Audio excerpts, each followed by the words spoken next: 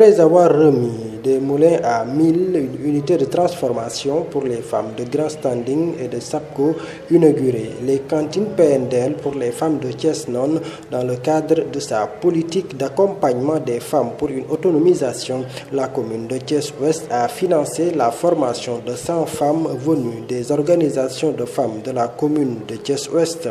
C'est clair, on avait émis le vœu du bureau municipal jusqu'au conseil de former des femmes transformatrices en céréales locales et fruits et légumes. Ça rentre dans le cadre du plan Sénégal émergent sur le rôle que nous devons jouer sur le plan. D'abord dans le cadre de la formation et de recherche d'emploi, il y a des femmes qui seront formées qui à l'issue auront au moins une occupation, c'est-à-dire un emploi à exploiter pour peut-être gagner leur vie sainement. Donc ça rentre aussi dans la politique du maire, consistant à combattre la politique de la main tendue, que les femmes sont tout le temps soumises dans le cadre politique ou institutionnel même parfois, avec des événements qui se succèdent et que les femmes n'ayant pas de revenus ou d'activités leur permettant de se prendre en charge, de tout le temps faire ruer vers les institutions pour des assistances. Ça aussi c'est une politique que je voulais combattre depuis le début de notre installation. Le bureau municipal l'ayant compris, ça a été soumis au conseil et le conseil l'a adopté. Maintenant nous sommes dans la première phase, la phase formation. Après maintenant on va passer dans la deuxième phase qui consiste à les assister peut-être avec des partenaires ou avec la mairie financièrement pour peut-être s'autofinancer pour leurs propres activités. Et la troisième phase consistera en 2018 de proposer au conseil municipal de leur faire des kiosques témoins dans chaque quartier, dans les 18 quartiers. Comme ça nous permettra de regrouper les femmes qui sont formées et celles aussi qui ont été avant cette formation. Et c'est dans cet ordre qu'on vient de démarrer le programme aujourd'hui.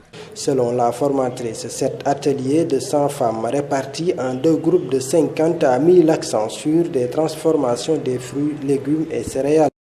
Donc cette formation-là, comme c'est de courte durée, c'est pour initier les femmes sur les méthodes de transformation, les bases, on va dire. On va les initier sur les bases de transformation, comment on procède pour transformer un produit de qualité qui soit contrôlé également, qui respecte les normes, avec des standards, avec des instruments de mesure, de contrôle qu'elles vont pratiquer, et également sur l'hygiène et la qualité.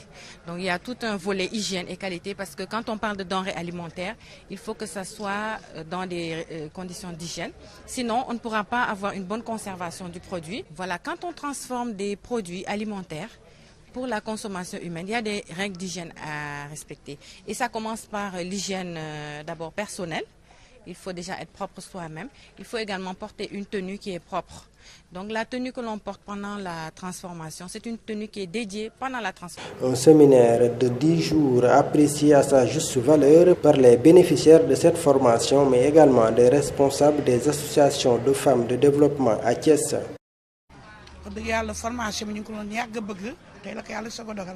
grâce à monsieur le maire Aliou Sow tay li wax itam deug la sans distinction de quartier ni de parti parce que man réew mi la nekkoon 2009 à 2014 bama gisul ma xam dama démissionné avant sama mandat di jeex ma nekk APR liggéey Thierno Assane Sall mais daf man la njëkk a woo pour formation bi kon li mu wax ni demale ko ci réew mi doom téeméer dëgg kon ñu ngi ñaan yàlla lu fi jël yàlla nañ ko jariñoo te yàlla na barkeel waaw c'est Khady Femme groupement machallah Mbour 1 Thiès.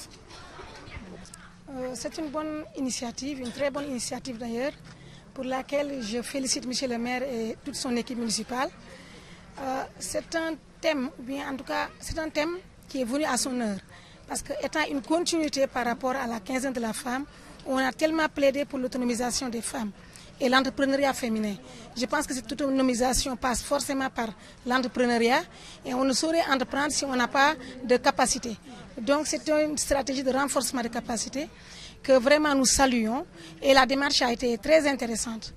Vous savez, quand vraiment le défi des objectifs du développement durable est devenu vraiment national même, je peux dire, ou même international, la femme devient un maillon incontournable dans la chaîne. Et donc, si vraiment ils se sont lancés dans une stratégie pareille, là, on ne fait que vraiment s'en féliciter et les encourager aussi, tout en remerciant l'équipe municipale.